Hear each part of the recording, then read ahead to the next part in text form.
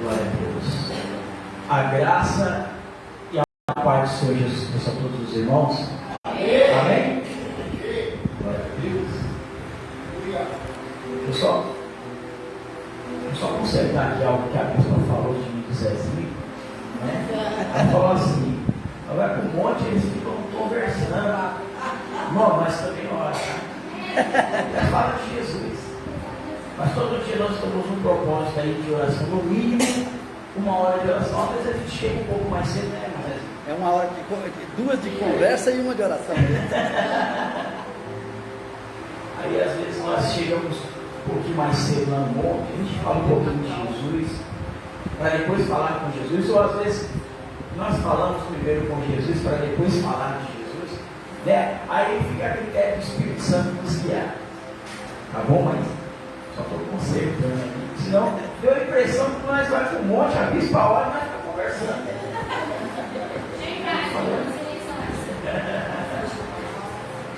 Você que quer ir conosco para o monte, né?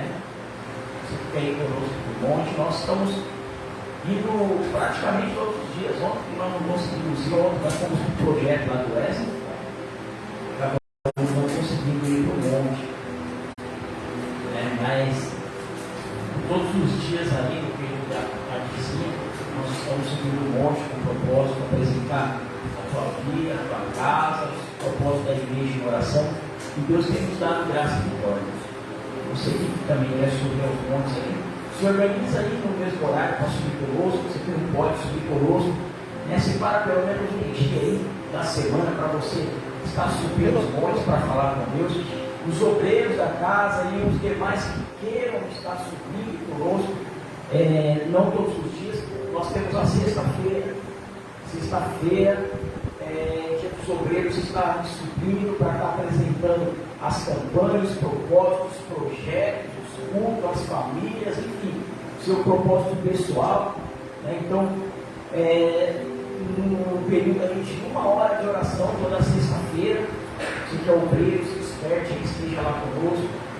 Você que tem um chamado para obreiro, você também que não se despertou ainda para obreiro, o importante é você estar indo lá conosco orar. Em nome de Jesus. Amém? E por quê? Porque nós estamos entrando também numa campanha de quinta-feira de libertação. Irmãos, libertação não é algo que todas as denominações decidem trabalhar. Por quê? Porque é uma intensidade mais intensa no mundo espiritual em mexer nas casas de demônios, nas legiões. Então, cada igreja ela tem uma dimensão espiritual em libertação. Para cada um, Deus tem uma estratégia. Para cada ministério, Deus dá uma estratégia. E nós estamos em oração para nós. Nós primeiro temos um treinamento, algumas instruções de libertação. E agora nós vamos continuar nas instruções do seminário de libertação. E quinta-feira começa agora o culto de libertação. E aí eu reforço o que foi falado aqui. Traga o enfermo, traga o aleijado, traga o endemoniado, traga o imaculado, traga o macumbeiro também. Vai trazer. Traga a prostituta, traga o prostituto. E Deus vai fazer grandes coisas, assim como Deus já tem feito aqui. É por isso que a bispa estava falando, irmãos, você que tem um testemunho para contar, nós vamos gravar na sua autorização, nós vamos colocar nas redes sociais. Por quê, irmão? Nós temos orado por muitas vidas, muitas pessoas, tanto dentro da igreja, como de visita nos lares, como pessoas conhecidas nossas, e Deus tem feito grandes coisas. E grandes milagres. Aí o Zezinho que tem nos acompanhado nos cultos dos lares, né? Os demais obreiros que estão na atividade da obra, tem visto o quanto de milagres Deus tem feito. E esses milagres têm ficado só para nós. A Bíblia está falando aqui, eu estou reforçando. Compartilhe lá, né, os vídeos que vão ser gravados com os testemunhos. Para quê? Para que outras pessoas venham saber. Não é para divulgar a placa, como foi falado aqui. É para as pessoas saberem que Jesus é capaz. Glória! É para as pessoas que estão desesperadas. esperançosos, estão sem um norte, sem uma direção, fala assim, olha, lá é muito longe, mas aqui do lado da minha casa tem uma igreja. Aleluia. Quer saber? Se eles conseguirem, eu vou conseguir também. Eu vou procurar esse Jesus. Você está entendendo? Porque nosso alvo não é para a igreja. Como a Bíblia falou, nós vamos lá no Extra abordar as pessoas para pedir ajuda no quilo de alimento para nós levar para as casas de recreação, para os trabalhos que nós fazemos nas ruas, para as famílias que necessitam. Mas o nosso intuito maior ali é pregar Jesus.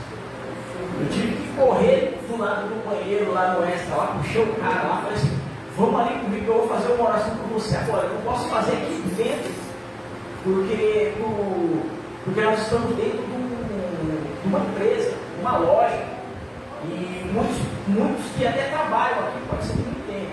Mas vamos ali no canto que eu vou fazer uma oração por você. Aí ali eu orei, depois chamei o gerente, falei assim, ó, houve uma necessidade. Aí ele falou, sabe o que? O que nos motiva mais aí nesses lugares? Ele falou assim, ó, tem muitas equipes que passam por aqui, que já passaram, que me procuram, mas sabe por que eu chamo vocês? E ele tem o ministério dele. Ele poderia encaixar lá o pessoal da igreja dele. Sabe o que ele falou para mim?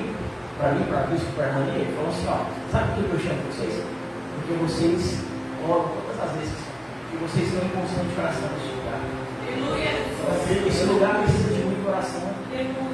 As pessoas que trabalham aqui precisam de oração. As pessoas que entram aqui para comprar são pessoas atribuladas. E é por isso que eu chamo vocês para aqui. Você está entendendo que o que cativou o gerente não foi a forma que a gente aborda para pedir o alimento, é a forma que a gente prega o evangelho. Então você que deu o nome para estar revezando aí aos sábados, de estar indo lá, entenda uma coisa espiritual. Nosso propósito maior lá dentro não é criar uma concorrência entre nós de quem pega mais alimento. Ah, fulano veio sábado e pegou 2 carrinhos de alimento. Ah, nós temos que pegar. Irmãos, se tiver que concorrer, concorra entre almas. Quantas almas nós ganhamos para Jesus? Aleluia. Ganhamos 100, então eles ganharam 100, então nós vamos ter que ganhar no mínimo 100 mil. E todo sábado nós vamos ter que subir esse número. Aí sim é o que vai ser válido no mundo espiritual. Aleluia, glória a Deus. Um número a cada vez concorrido de almas do reino de Deus. Aleluia. Porque eu não estou falando isso que existe aqui, eu estou falando que a gente vê por aí, né? Monta um grupo de jovens, o grupo de jovens quer concorrer com o outro, monta um grupo dos varões, o grupo dos varões quer concorrer. Tem dois ministérios de louvor, né, para poder revezar, um quer ser melhor que o outro. Não estamos aqui para isso. Aleluia, glória a Deus. Nosso propósito é o outro, nosso propósito é o céu. Aleluia. Se nós estivermos nessa linha de raciocínio aí, o céu não é para nós. Porque nós estamos concorrendo com o nosso irmão, estamos dividindo o corpo tem que andar unido. Quando você for lá para o Extra, já saiba, seu propósito maior, ainda que venha 1 quilo de alimento, ou não venha nenhum. Mas se você chegar aqui e testemunhar que almas foram convertidas, nós ganhamos um dia no Extra. Nosso dia não é ganho no Extra quando nós saímos com um carro cheio. Nosso dia é ganho no Extra quando o céu se enche de almas. Aleluia. Vai lá e ganha almas para Jesus. Se não, tira o nome, não vai, é melhor não ir. Se for fora desse propósito, eu prefiro que você fique em casa lá, cuidando da sua família, fazendo comida lá, fazendo seus afazeres, porque você ainda não entendeu o propósito das coisas espirituais dessa vida. Amém? Aleluia. Mas se você entendeu o que foi falado aqui, seja bem-vindo nessa equipe aí do Extra. Glória a Deus. Aleluia, Jesus. Segunda carta de Paulo à igreja de Coríntios, capítulo de número 10, versículo de número 1 em diante. Vamos à palavra do Senhor.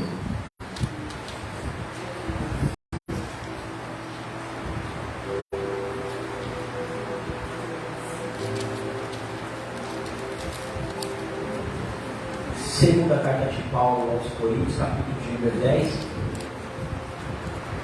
verso de número 1 em diante. Desde já também eu quero não só cumprimentar os irmãos, mas eu quero cumprimentar os irmãos que nos assistem pela live. Que Deus abençoe sua vida, teu ministério, a tua casa. E fique atento a essa palavra de hoje, porque Deus tem uma palavra de bênçãos, uma palavra de vitória para mim e para você, em nome de Jesus. Muitos irmãos hoje não conseguiram estar aqui, mas que Deus toque no coração deles também, para que eles venham na live e sejam ministrados com essa palavra de hoje, em nome de Jesus. Segunda carta de Paulo aos Coríntios, capítulo 10, verso de número 1 em diante, diz assim: além disso, eu, Paulo, vos rogo pela mansidão e benignidade de Cristo, eu que, na verdade, quando presente entre vós, sou humilde, mas ausente, ousado para convosco. Rogo-vos, pois, que, quando estiver presente, não me seja obrigado a usar com confiança da ousadia que espero ter com alguns que nos julgam como se andássemos segundo a carne. Porque andando na carne, não militamos segundo a carne. Porque as armas da nossa milícia não são carnais, mas sim poderosas em Deus para a destruição das fortalezas, destruindo os conselhos e toda altivez que se levanta contra o conhecimento de Deus, elevando cativo todo entendimento à obediência de Cristo, estando prontos para vingar toda desobediência quando for cumprida a vossa sabedoria. Olhais para as coisas segundo a aparência. Se alguém confia de si mesmo que é de Cristo, pense outra vez isso, consigo assim como ele é de Cristo, também nós de Cristo somos. Porque ainda que eu me glorie, mas alguma coisa do Senhor, do nosso poder, o qual o Senhor nos deu para edificação e não para a vossa destruição. Não me envergonharei, para que não pareça como quisera intimidar-vos por cartas. Só tem. Glória a Deus.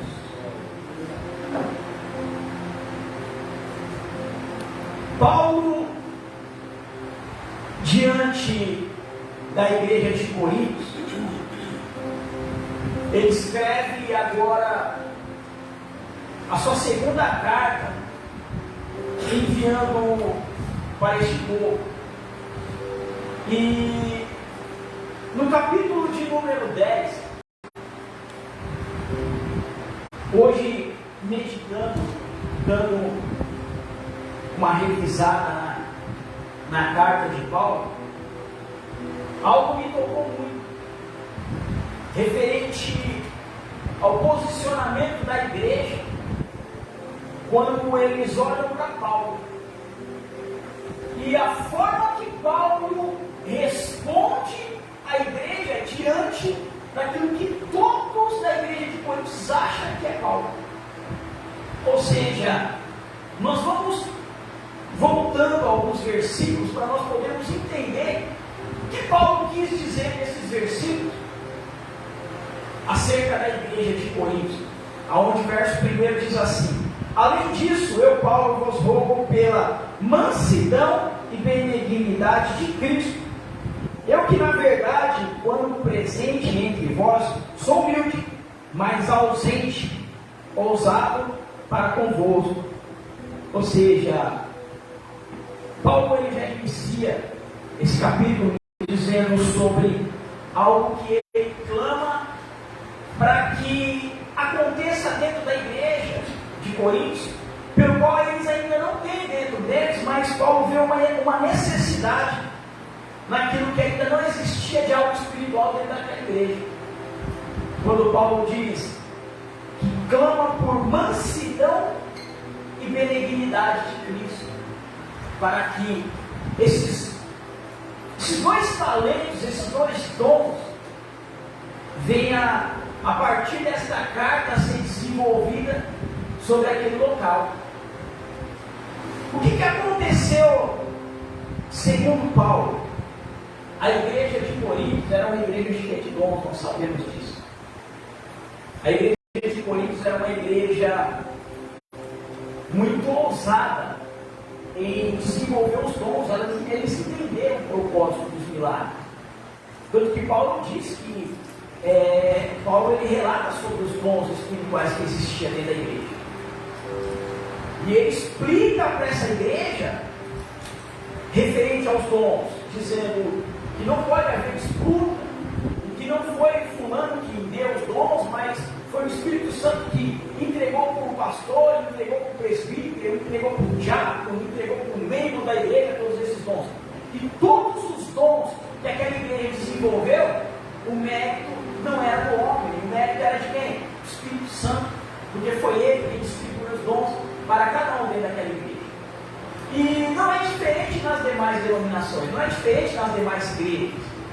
Quando você desenvolve um dom, ou seja, lá quem for tiver mais do que um dom, se seja privilegiado, mas entenda que nós devemos reconhecer a grandeza do Espírito Santo de Deus sobre nossas vidas, como igreja de Jesus Cristo. Que todos os dons que eu tenho, todos os dons que vocês, cada um de vocês tem, os irmãos que nos assistem, que tem algum tipo de dom espiritual, esse privilégio, esse mérito não é meu, esse mérito não é seu, esse mérito não é do teu pastor que impôs a mão, esse mérito não é de quem te ungiu, esse mérito não é de quem orou pela tua vida. Esse mérito de você ter um dom, se quer, ou dois, ou todos os dons, você se despertou para desenvolver, tudo isso foi te entregue através do Espírito Santo de Deus. Aleluia. Glória. Você consegue reconhecer isso não só com palavras dando glória a Deus, mas dentro do teu entendimento. A partir de hoje você trabalhar o teu emocional para você não começar a se vangloriar do dom que é te dado. Porque tem pessoas que têm o dom e ele se exalta. Ele acha que tudo é mérito dele. O dom da revelação, de pregar bonito. Nossa, como você tem um vozeirão para louvar, o peito se enche. Mas Paulo ele começa a doutrinar uma igreja que desenvolveu dons, mas não desenvolveu a postura de Cristo. Porque o que adianta, irmão? A gente ser uma igreja repleta de todos os dons do Espírito Santo. Existem 3 tipos de desenvolvimento de dons. A Bíblia diz sobre os dons dados pelo Espírito Santo, os dons dados por Jesus e os dons dados por Deus. Os dons dados por Deus são os dons eclesiásticos. E falando sobre os dons dados pelo Espírito Santo, muitas das vezes o nosso eu, ele é mexido diante de algo que não é mérito nosso. Tudo isso porque a igreja de Coríntios foi uma igreja que buscou desenvolver as coisas do Espírito, o poder que move o mundo espiritual. Isso é maravilhoso. Isso é maravilhoso, você poder chegar numa igreja e ver que realmente Deus está falando através de um profeta. E não é o diabo, não é a carne, não é confortante, não é confortável você entrar num lugar e ver Deus levantar um profeta e você falar assim: eu não preciso de me preocupar em ficar repreendendo para que a carne não entre, para que o diabo também não entre nessa profecia. Porque eu senti Deus do início até o final. Não é maravilhoso você poder descansar seu coração, sabendo que Deus entrou no início da profecia e Ele conduziu a profecia até o final? Aleluia. Não é maravilhoso você não ter que ficar em espírito de oração no momento que o pregador está trazendo a mensagem, para que uma heresia não seja criada no momento daquela mensagem? Porque você sabe que a 100% o Espírito Santo vai conduzir aquela palavra e não vai haver distorção na palavra, porém a palavra vai ser genuinamente pregada aos nossos corações. Não é maravilhoso você poder chegar numa igreja e o ministério de louvor, ou seja, quem tiver uma pessoa em adoração, e você não ficar opressivo falando assim, olha lá, a divisão do ministério. Olha lá, fulano está querendo tocar mais alto que o outro. Olha lá, ó, não é Jesus quem está tendo que brilhar agora quem está tendo que brilhar é o baterista. Então eu vou ter que agora, em vez de eu adorar, vou ter que entrar em batalha espiritual, para que essa soberba, para que esse espírito de exibicionismo, sei lá qual é o demônio que está reinando, caia por terra no altar. Aleluia. Não é horrível você poder congregar assim, ao invés de você adorar, você tem que estar orando, ao invés de você ser ministrado, você está tendo que entrar em batalha espiritual no momento que você tem que se alimentar.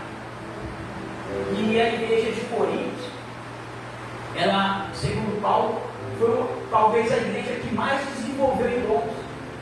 Porém, a igreja de Coríntios, quando dava lugar para o Espírito Santo, o negócio acontecia de uma forma sobrenatural. Aleluia. Porém, quando nós lemos a primeira carta é bem mais problemática do que a segunda aos Coríntios. Quando nós abrimos as cartas de Paulo aos Coríntios, nós descobrimos que era uma igreja cheia de dons, porém suas emoções não foram trabalhadas. O intelecto da igreja estava doente. O pensamento da igreja era como o pensamento do jeito que veio do mundo. É uma igreja que tocava e milagres aconteciam. Quando via o endemoniado, colocava a mão e expulsava o demônio. Mas, porém, o teu caráter ainda precisava de ser muito transformado. E aí Paulo, no capítulo 10, ele se entristece com um comentário dessa igreja a respeito de quem é Paulo. Nós que lemos o Novo Testamento, nós sabemos que Paulo foi um camarada muito atribulado, mas antes de conhecer Jesus. E nós sabemos que mesmo pessoas que foram discipuladas por Jesus Cristo, até mesmo depois de conhecer Jesus Cristo, deram muito trabalho. Do contrário de Paulo, ele vai perseguir os cristãos, e quando Jesus se apresenta a ele, a Bíblia diz que Paulo se converte de verdade. Paulo entende o propósito. Paulo não é mais agora só um cara cheio de dons. Paulo muda o seu caráter. Paulo permitiu Deus transformar o seu caráter. E se nós não permitirmos que Deus venha transformar o nosso caráter, isso é um problema muito sério. Não só em questão do nosso posicionamento como obreiro, como adorador, como membro de igreja, não, como ser humano.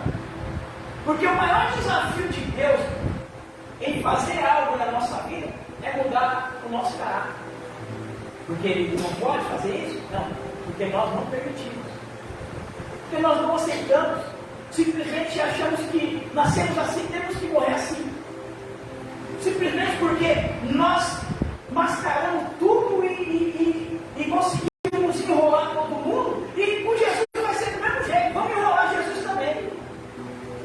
Nós manipulamos a nossa família, nós manipulamos o nosso pastor e parece que está todo mundo caindo na nossa graça. Então vamos manipular Jesus também. É onde a igreja se engana. É onde nós achamos que tudo nós podemos manipular e todos nós podemos manipular. pecado. Mas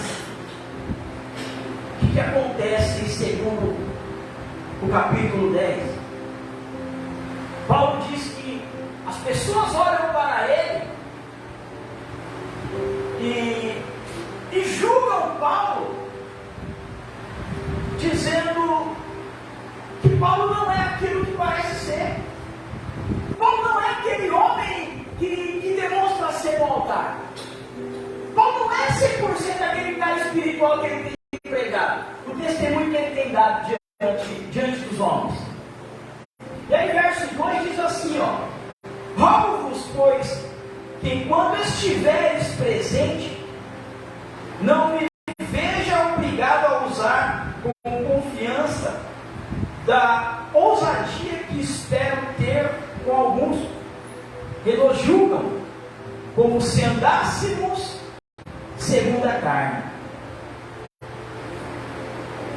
Paulo está dizendo, eu estou falando agora com pessoas que nos julgam como se andássemos segundo a carne, mas que na verdade são pessoas que fingem ser espirituais e eles sim estão agindo da carne em me julgar.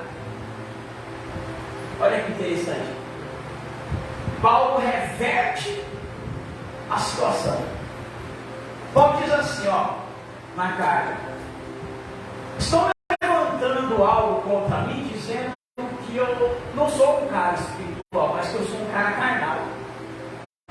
Que tudo que eu faço vem da carne.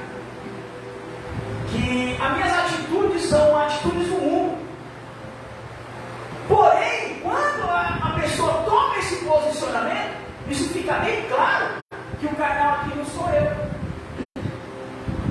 Que quem fala mal do teu irmão, quem julga o teu irmão dessa forma que estão julgando, é carnal. Você está entendendo onde entra a carnalidade da igreja? Não é quando nós deduzimos ou achamos que fulano está caído, que fulano é isso, fulano é aquilo, mas quando nós julgamos o nosso irmão e nós agimos pela carne. Paulo diz assim, vocês estão se precipitando em fazer um pré-julgamento ao meu respeito, porque vocês não conhecem a minha índole, vocês não conhecem o meu caráter, vocês não sabem quem sou eu. Estou me julgando pela capa. Sabe quando você olha aquele camarada e você julga ele pelo trejeito? Quando eu falo trejeito, irmãos, eu não estou falando só a parte do jeito afeminado. Tem pessoas que veem para o crime e ele é cheio de Deus, ele é um homem de Deus, ele é uma mulher de Deus, mas às vezes ele usa o trejeito que ele usava no mundo. Algo que Deus vai tirar, ou se Deus não quiser não vai tirar, não importa. O importante mesmo é ele e ela ser um homem de Deus, uma mulher de Deus. Tem pessoas que saíram do mundo, irmão, já tem a caminhada com Cristo, e quando ele está falando, ou ele está pregando, ou está dando testemunho, ele usa o trejeito de como ele se mover no crime. E às vezes a gente olha, a gente vai falar assim, olha lá, se converteu aí. Por quê? Porque a gente julga pelo trejeito. O irmão vem falar, vem trazer uma saudação, vem pregar a palavra, e às vezes ele fala naquele dialeto do mundo. Mas às vezes você não sabe a caminhada dele no mundo para evangelizar o mundo. E nem todos que falam de Jesus têm que saber ter um dialeto bonito, né, uma dicção perfeita para falar de Jesus,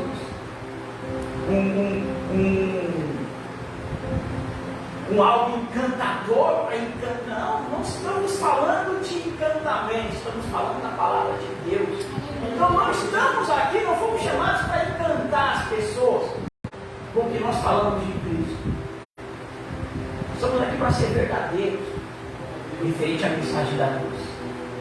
E é isso que vai mover o sobrenatural na vida das pessoas que necessitam do Evangelho dentro delas. Aleluia, Jesus. Não importa se você ainda fala na gíria. Sabe o que é importante? falar de Jesus, você está cheio de Deus. Glória a Deus. Glória a Deus. Sim, vai fazer diferença. Outro dia,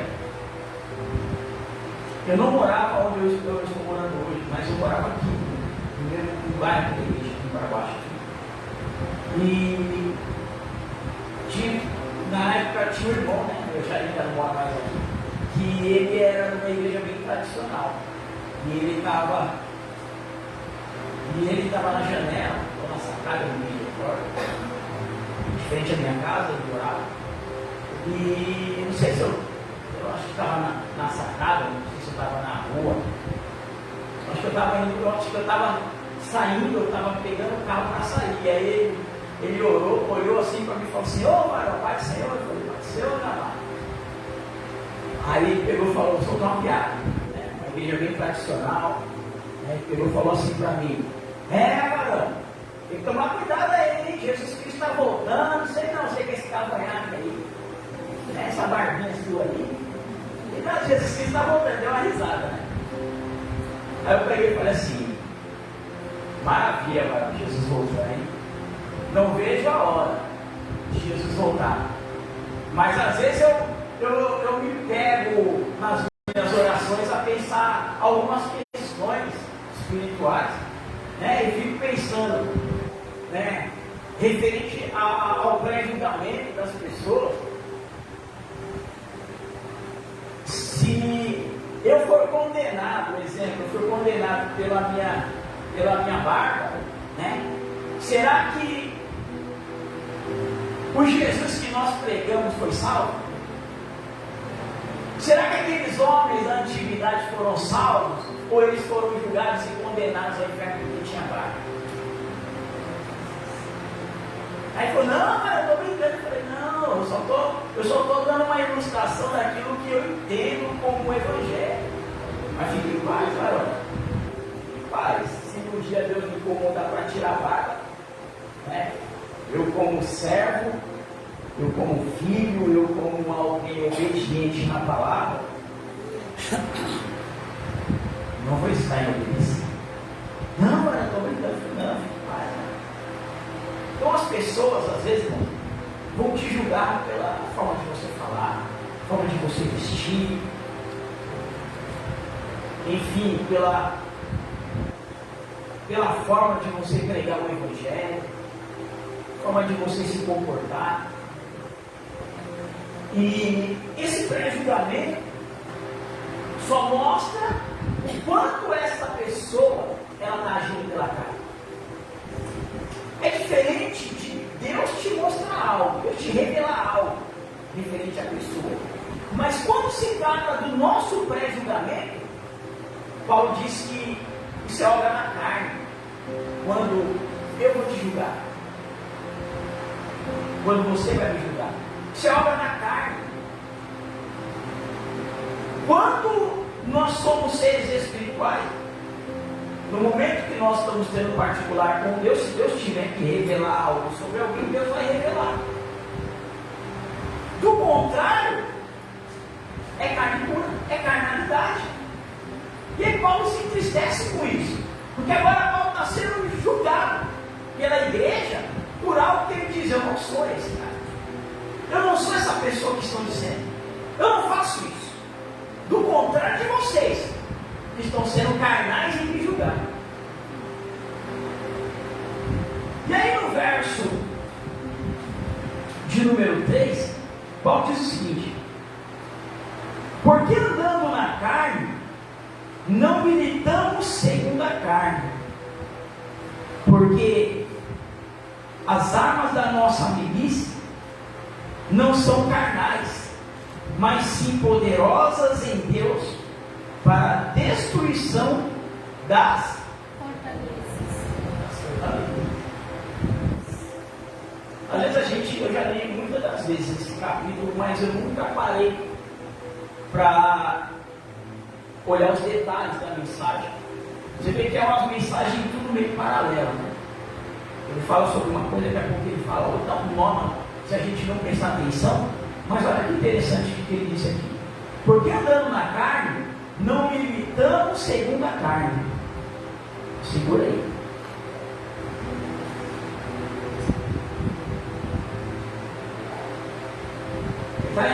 dizendo, ó, não é porque eu sou um ser humano de carne que eu ando segundo a carne. Quando ele fala em militar segundo a carne, ele está dizendo, tem pessoas que eles defendem, militar é defender algo. É como um policial militar que defende a tua vida. A função dele é te defender. E Paulo está dizendo, são pessoas carnais que militam segundo a carne. O que Paulo está querendo dizer? Tem pessoas que são feitas de carne, porém as suas atitudes não deveriam ser carnais, porque já são pessoas espirituais em Deus. Porém, o conceito dela faz ela se perder diante da sua postura como cristã. Sabe por quê? Porque ela defende até o final, mesmo depois de saber que ela estava errada diante das atitudes, diante do seu posicionamento.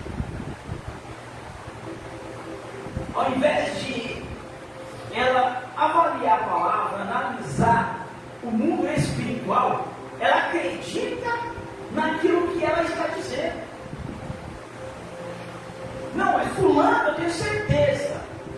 E aí nós vamos para dentro da palavra, espiritualizamos a situação e mostramos o lado espiritual da coisa. Vai acontecer isso com você? As pessoas acham que é algo da carne. E aí você tem o discernimento das coisas espirituais e fala assim, não, tem algo espiritual também acontecendo. Só que a pessoa, ela vai militar em cima daquilo que ela já falou. Ela vai defender a ideologia dela, ela vai defender a pregação dela. Ela não consegue dar o braço a torcer e reconhecer que ela olhou só pelo lado carnal e não avaliou a parte espiritual da história. Já aconteceu isso? A ponto de ou você não conseguir enxergar as questões espirituais, ou alguém que estava com você não conseguir enxergar as questões espirituais, e Deus te usar para falar assim, ó, são coisas espirituais que estão acontecendo. Não tem só o lado carnal. Existe um demônio, existe uma maldição hereditária, existe uma opressão no mundo espiritual, existe um discurso, existe algo a ser trabalhado nas emoções, tem algo espiritual acontecendo também. Não é só carnal. Só que a pessoa resiste, fala assim, não, do jeito que eu falei, pronto, acabou. E ela não dá o braço a torcer, porque Paulo diz que ela milita em defender aquilo que é errado. Ela não consegue reconhecer que a palavra de Deus deu discernimento a ponto de mostrar o que realmente estava acontecendo. E nós temos que aprender a lidar com isso. Porque nem sempre Deus nos vai nos revelar, nem sempre Deus vai mostrar o algo espiritual que está acontecendo ao nosso redor. Deus não é obrigado a fazer isso a todo momento. Por quê? Porque Paulo diz que Deus deu um dom a cada um. Então, cada um tem um dom. Pode ser que você não vai ter a revelação agora, mas o fulano vai ter. Pode ser que Deus não vai te usar para curar fulano agora, mas talvez Ele vai usar o menor da casa para curar. Glória a Deus. Nem sempre as coisas vão acontecer pela tua mão. Nem sempre Deus vai revelar e mostrar o oculto para você. Por quê? Porque Deus quer nos ensinar que essa simplicidade e humildade que Paulo está falando, que precisa de existir dentro de nós. Nem sempre eu sou o dono da razão, nem sempre você também é. Sabe quando nós somos o dono da razão? Quando a razão do Espírito Santo se manifesta em nós. Glória a Deus. Aí sim nós somos o dono da razão.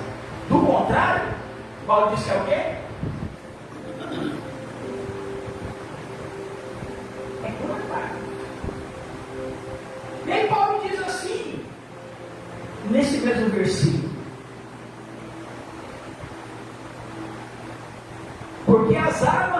nossa milícia não são carnais, mas sim poderosas em Deus para a destruição do quê? Destruição das fortalezas. E quando eu estava lendo e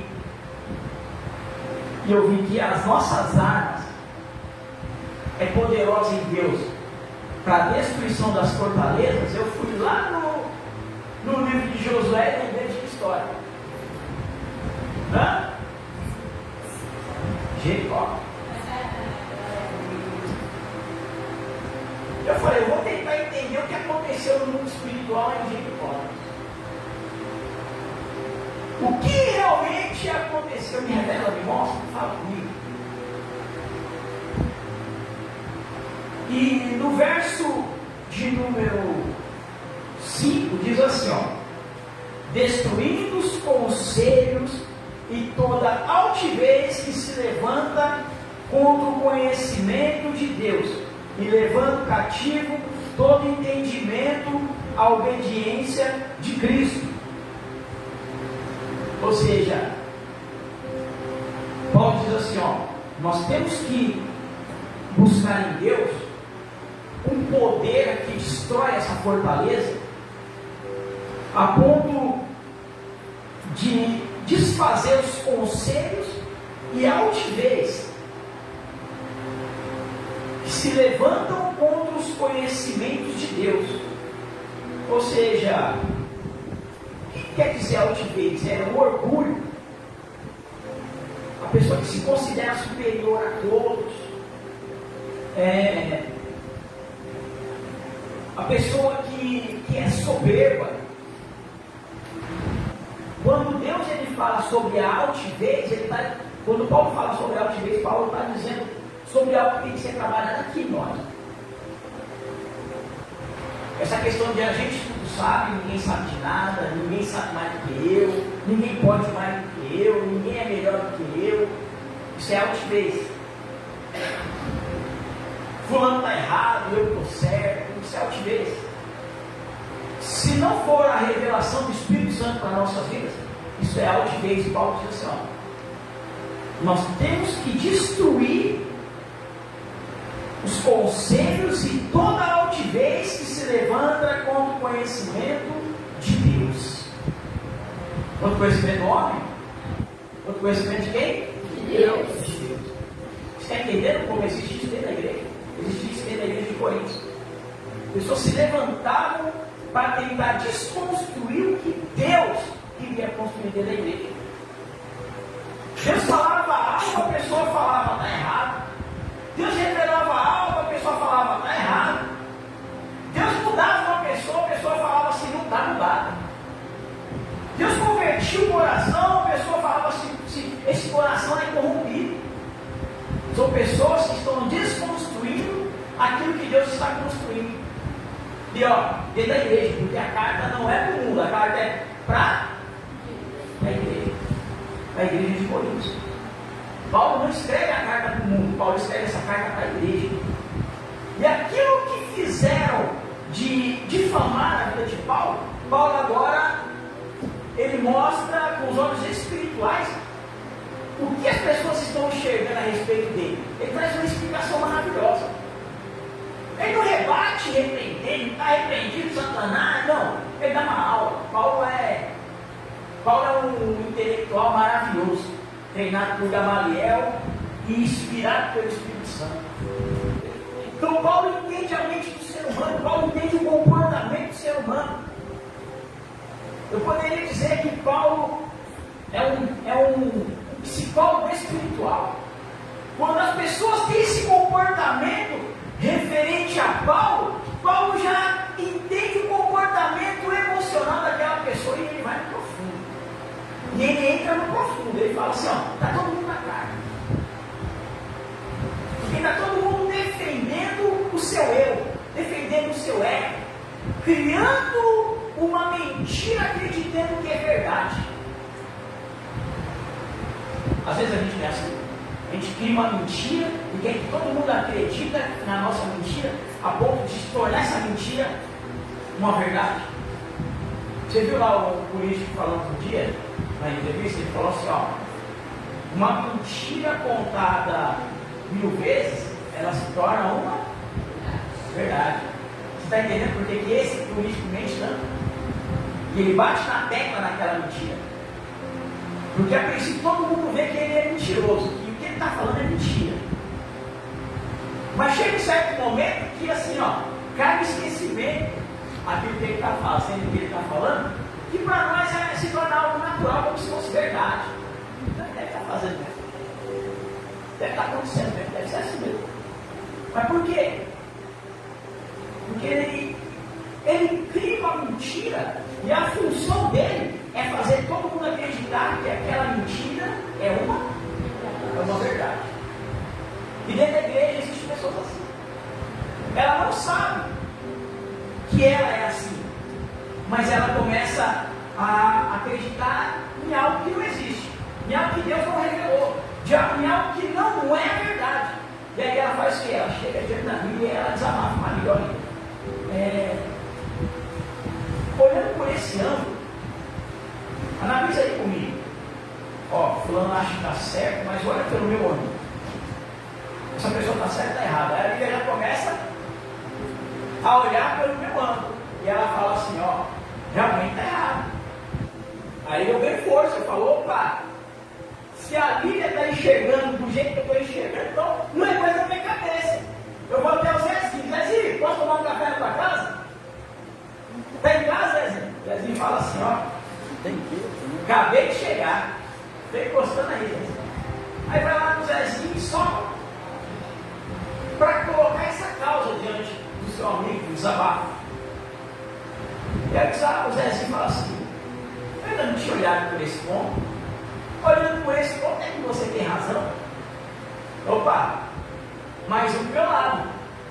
Então, se tem duas pessoas concordando com aquilo que eu disse, isso é sinal que eu estou com a minha razão. Aí daqui a pouco eu estou com a bispa Tati, eu falo assim, eu comentei com a Lívia, eu comentei com o Zezinho, vou comentar algo contigo. Vê se eu tenho razão no que eu vou te falar.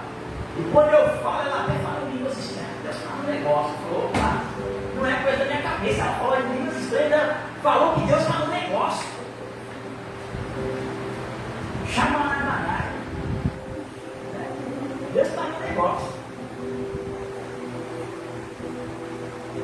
Aí eu olho no zap, quero desabafar com mais alguém que está lá. Rafael online. Eu falo, Rafa, você tem um minuto aí, você pode falar comigo? Aí eu mando um zap bem cumprido pro Rafa, ó, a bispa, a Liga, o Zezinho, está tudo comigo. E você, está dentro e está fora. Escuta aí, ó. Aí o Rafa, mas manda um coraçãozinho, né? Até o Rafa está comigo, né? Não estou só. Chega um certo momento que eu não quero nem saber se Deus está comigo. A igreja toda está comigo, irmão. Se a igreja toda está comigo, eu não estou só. Ah, mas Deus não está dizendo, não importa, a igreja toda está comigo. Você entendendo como funciona o sentimento do ser humano? Você não se importa em primeiro dobrar o joelho e buscar a revelação do Espírito Santo. Espírito Santo, gera uma dúvida no meu coração, me revela. Porque se o Espírito Santo falar não, é não. Agora não adianta você vir querer trazer comichão para o ouvido da Bíblia, do Zezinho, da bispa, do Rafa, e acreditar na sua mentira, na sua ideologia, nas suas questões, nas suas questões emocionais. Porque você pode se enroscar com Deus. Porque Deus está querendo trabalhar na sua emoção, na emoção de toda a igreja, mas você está trazendo uma ideologia para dentro da igreja. Porque você acredita que tem que ser assim. Você acredita que tem que ser dessa forma. Você não acredita que as coisas que estão acontecendo na vida do irmão é o Espírito Santo transformador. E você faz o quê? Você cria uma mentira a ponto de fazer todo mundo acreditar que aquela mentira é uma verdade. Sabem quando Josué derrotou Jericó? Capítulo 6, as muralhas caíram. Capítulo 2. Capítulo 2, a Bíblia diz que Josué envia 2 espias. 2. Ele diz assim: vá espiar a terra e Jericó. Eles espiaram a terra, pelo qual eles iam tomar posse, tudo em volta. E agora eles chegam diante da cidade fortificada, das muralhas históricas de Jericó, dos portais mais fortificados da época, a cidade imbatível. E quando eles chegam diante das muralhas de Jericó, esses 2 homens, a Bíblia, Josué não dá uma sustentação de que aqueles homens tiveram tempo para entrar dentro de Jericó e sondar a cidade. O que Josué diz? Josué diz que esses homens, eles chegam nos portões de Jericó e eles entram na muralha e eles imediatamente vão para a casa de Raabe, a prostituta. Imediatamente essa informação chega ao ouvido do rei. O rei faz o quê? Manda soldados até a casa de Raabe. Raabe esconde eles no seu terraço. Quando eles entram, eles falam: me entrega os 2 homens dos hebreus que estão dentro da tua casa. Ela diz: eles já foram embora. Mas se vocês se enfiarem no meio das montanhas, num período de 3 dias, vocês pegam eles. Mas até então eu não sabia quem eram esses homens, por isso eu abri a porta da minha casa. E aqueles homens, eles não rondam a cidade de Jericó para descobrir se Jericó era fácil de tomar, se Jericó tinha riquezas, como era a cidade, como eram os guerreiros. Esses homens não conseguem ter esse período de tempo para entrar na cidade e estudar tudo isso. Porém, entenda isso não como uma estratégia de fuga, mas como algo espiritual. Quando eles entram nos portões de Jericó, e a única alternativa para eles não serem pegos e mortos é entrar na casa de Raabe. Segundo Josué, a casa de Raabe era construída em cima das muralhas. Esses homens começam a interrogar Raabe. Esses homens começam a conversar com a prostituta. A princípio eles não sabiam quem era Raabe, mas quando eles saem de lá, eles saem com a informação de que ela era uma prostituta. Quando eles saem de lá, eles também saem com outras informações privilegiadas da cidade de Jericó. Porque Raabe diz: vocês são aquele povo que estão do outro lado do Jordão, aquele povo pelo qual chegou a informação que o Deus de vocês abriu o mar vermelho,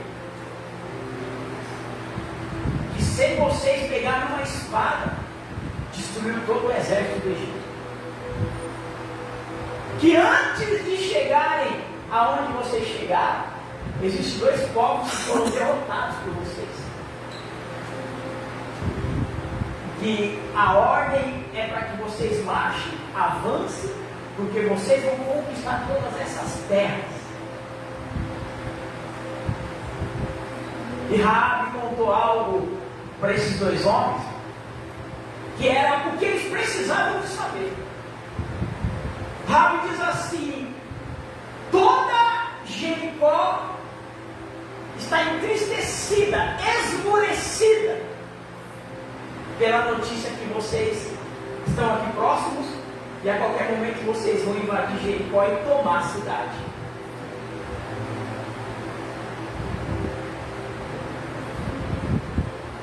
Existe algo no mundo espiritual que muitas das vezes nós criamos dentro de nós, ou muitas das vezes o inimigo cria, que se chama muralha. Uma muralha, uma fortaleza que nós criamos a ponto de nós não permitirmos que ninguém invada o nosso íntimo, de que ninguém descubra o que existe dentro dessa cidade aqui, ó. E a gente começa a contar uma mentira para todos que existe aqui dentro, a ponto de todos acreditarem que aqui dentro é diferente da maneira que se encontra. Sabe quando você coloca lá no status do seu zap uma foto bem alegre, você coloca uma frase bem bonita no Face, faz aquele vídeo no Instagram bem bonito, todo mundo olha assim e fala assim, nossa, como essa pessoa está bem?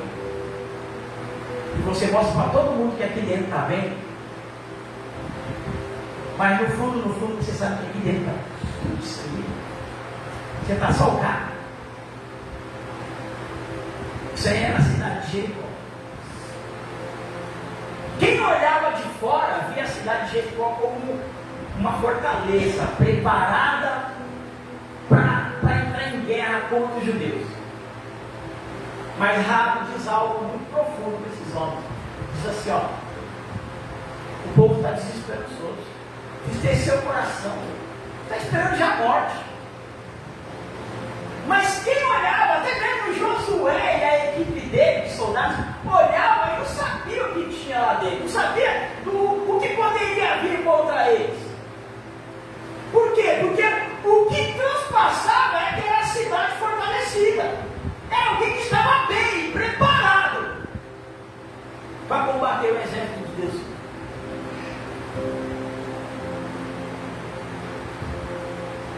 E agora a informação privilegiada chega até Josué. Quando esses homens chegam diante de Josué, sabe o que eles dizem? É fortificado, esse cara. Não, sabe o que eles dizem? De ponta a ponta, essa terra vai ser tomada. E os homens já estão desanimados, desacreditados. Aquela fortaleza não é nada. Aquilo que construíram na nossa mente do que era Jericó, Josué, não é nada. O povo está com medo.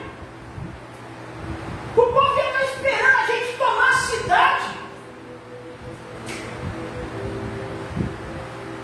O povo já está com medo da ponta da nossa lança, da afiação da nossa espada.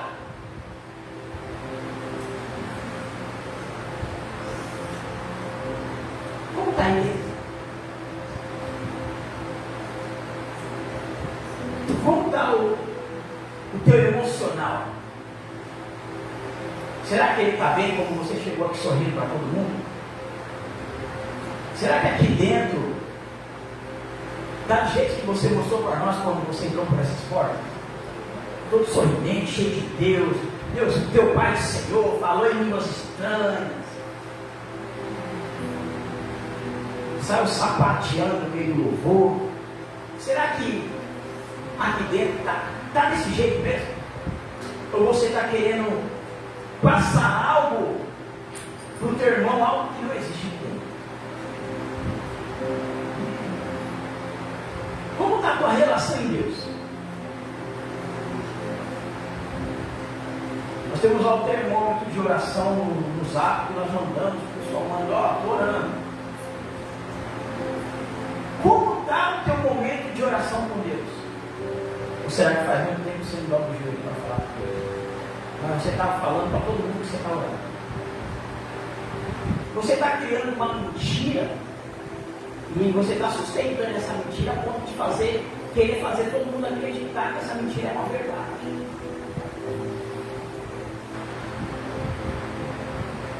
Como está o teu período de leitura da Bíblia?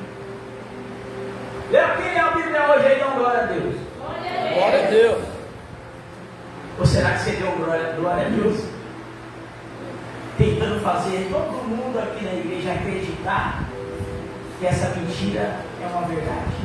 Você não leu a Bíblia hoje, nem pegou na Bíblia, não trouxe nem a Bíblia para a igreja. Será que você está tentando convencer alguém que a tua mentira é uma verdade? Hein? Como está o teu momento de sacrificar a carne através de jejum? Será que você tem jejuado essa semana? Será que você tirou pelo menos um dia para entrar no propósito de jejum e matar a carne que pode te levar para o inferno? E a única forma de você matar a carne é através de jejum e oração. Não existe outra forma. O caminho é jejum e oração. Tem pessoas que nunca jejuam na vida. Ou seja, essa palavra é para você também. Em especial. Por quê? Porque Paulo está falando de atitudes carnais. E aquele que não jejua, a tendência de ele ter muita atitude carnal é muito grande. Por quê? Porque ele não mata a carne a ponto de reduzir a carne e aumentar o espiritual, para o espírito voltar a reinar sobre a carne. Como está o teu casamento? Ou será que você só abraça e beija o teu cônjuge dentro da igreja para mostrar para todo mundo que vocês são felizes? Hã? Como está o teu casamento?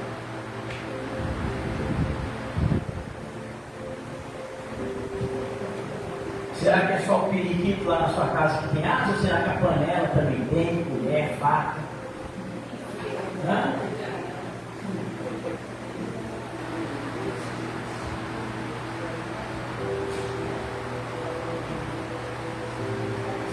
Como está o relacionamento entre família?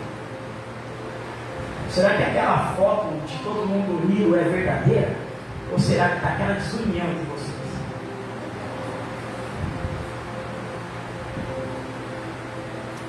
Sabe como aqueles homens descobriram que Jericó não era tudo aquilo? Quando permitiram que eles atravessassem a muralha. Eles não precisaram de andar na cidade nem muito longe para descobrir muita coisa errada lá. Basta eles atravessarem a muralha.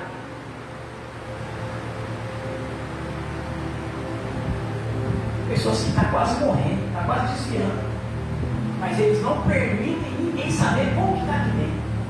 Eles criam uma muralha a ponto de não deixar ninguém se aproximar e saber que aqui está tudo ruim, que não está nada bom. A ponto de morrer. Eu prefiro morrer, eu prefiro desviar, eu prefiro ir para o inferno do que deixar alguém descobrir como está aqui dentro. Porque eu quero transparecer que está tudo bem.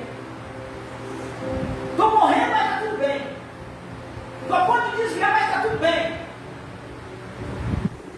Estou a ponto de voltar para o mundo, mas está tudo bem.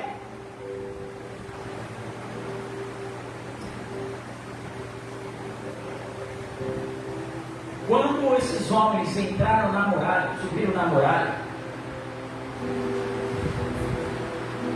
a muralha não foi criada, espiritualmente falando, somente pelos homens. Foi somente os homens. Quem reinava em cima da muralha? Que espírito que estava reinando em cima da muralha? Espírito de prostituição. Raabe morava em cima da muralha. Sobre aquela muralha existia o espírito de prostituição. Quando aqueles homens se deparam com Raabe, eles conseguem entender tudo que estava do lado de dentro. Eles romperam a muralha a passagem para poder entrar.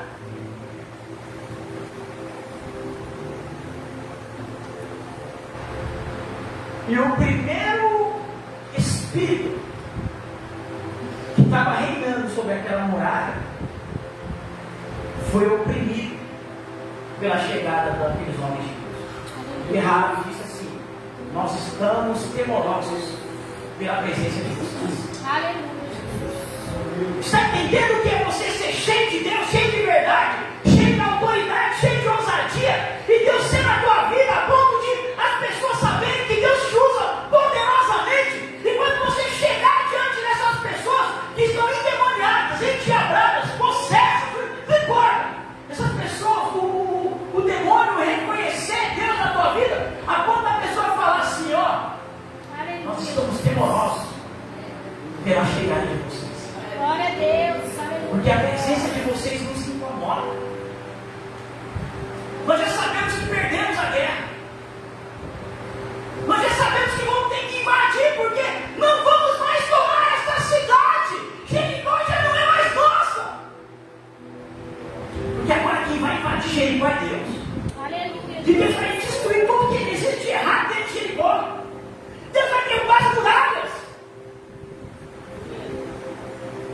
O demônio que reinava sobre a muralha das dentro dessa cidade, ele já decretou que está com medo. E ele já declarou que os demais que estão lá dentro da cidade também estão temorosos. Glória a Deus. Aleluia. Porque tem homens de Deus chegando. Aleluia. Ei, porque tem homens de Deus chegando. Glória. Porque tem o exército de Deus chegando. E eles estão se aproximando da cidade.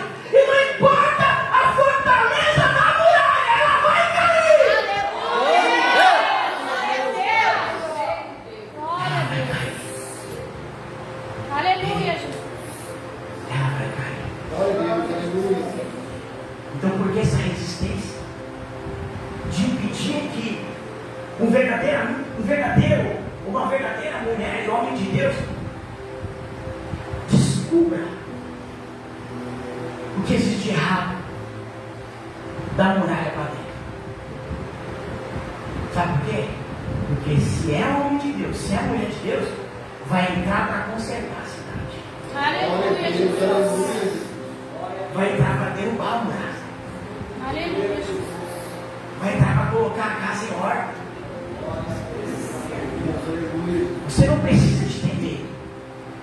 Se é homem de Deus, se é mulher de Deus, se tem testemunho, se está tendo medo desse homem de Deus e da mulher de Deus, porque existe autoridade de Deus neles, hein? Permita-se ser tratado. Aleluia, Jesus. Glória a Deus. Permita Deus trabalhar aqui dentro. Sabe por quê? Porque quando Deus chega para fazer milagre, até as muralhas se rompem. Glória a Deus. Aleluia. Essa foi a palavra que Deus colocou ao meu coração. Aleluia. Diante do conhecimento, entendimento intelectual e espiritual de Paulo, referente a uma fortaleza que nós criamos dentro de nós e que impedimos de que as coisas erradas que existem aqui dentro sejam colocadas no lugar de uma forma que agrade a Deus. Aleluia. Amém? Glória a Deus. A